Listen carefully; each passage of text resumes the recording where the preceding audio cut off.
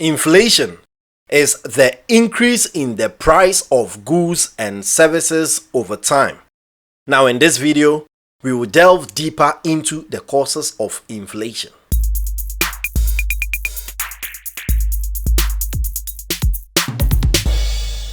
The factors leading to inflation in 2022 are rather more complicated. Now, this includes the government's response to the pandemic, unexpected surges in demand as the coronavirus lockdown restrictions fade away, and a worldwide spread of economic crisis.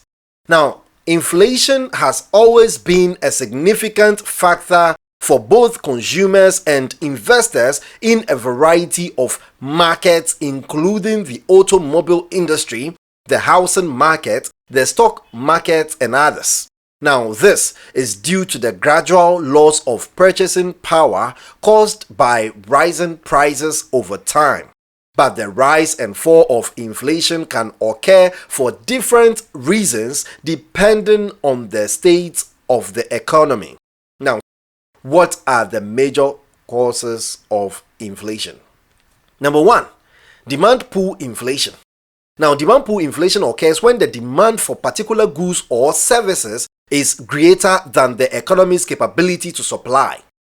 Now, when this demand exceeds supply, there is an upward pressure on prices, resulting in inflation. Now, a practical example of this will be when there was a high demand for nose masks and hand sanitizers during the pandemic.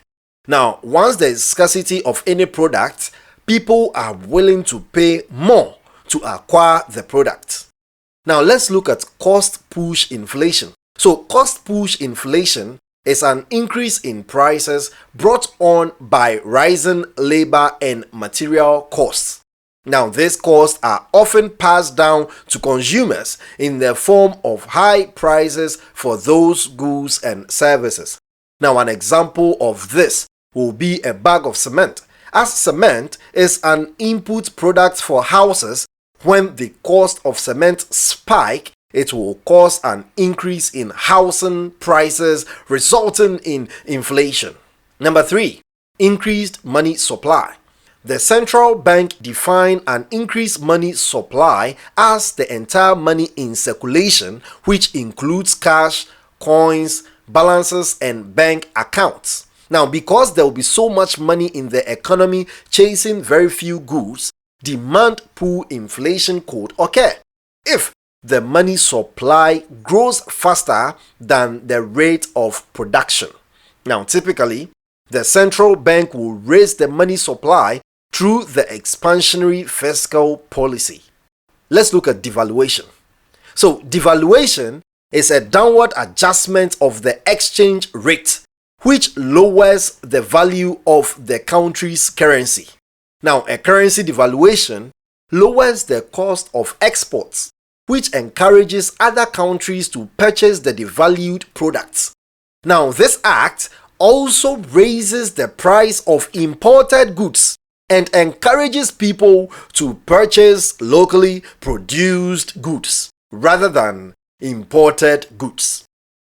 So, China is best known for this technique, as the United States and other countries have often accused China of trying to devalue the yuan over the years.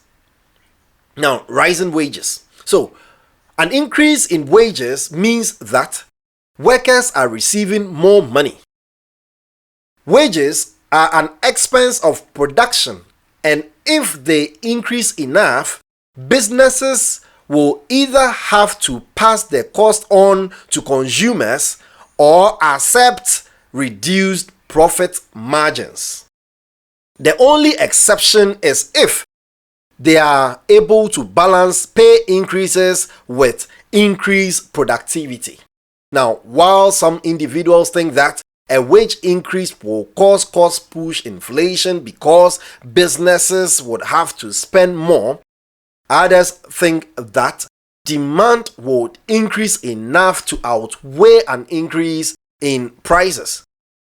Now, rising wages may also help consumers fight inflation, particularly if they do so at a rate that is equal to or greater than that of inflation.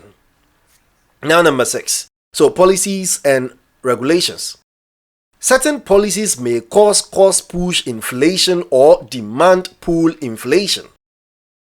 Tax reliefs provided by governments for particular goods may boost demand. Now, costs could increase if demand exceeds supply. Furthermore, strict building regulations and even rent stabilization policies could unintentionally raise prices and fuel inflation by passing those costs onto consumers or unfairly reduce the supply of housing. The normal annual inflation rate in an economy is around 2%. Unless you are earning an interest rate that is higher than or equal to inflation, your money is worth less each year under typical financial conditions. Your company may ensure that your income stays up with inflation by providing annual salary increases or cost of living adjustments. Now, investing your money in assets that can generate a higher returns on investment is another successful strategy to combat inflation, as the interest rates earned on savings accounts are unlikely to keep up with the rate of rising prices. Now, this is not an investment advice. Seek or consult with a legal financial advisor. Up next, we will be looking at assets that, according to experts, are worth investing in times like this. Thanks for sticking through. Turn on the notification so you don't miss out on future content. Subscribe to the channel if you haven't done that yet, and smash the like button to keep us going on this journey to financial freedom. Now, see you in the next video.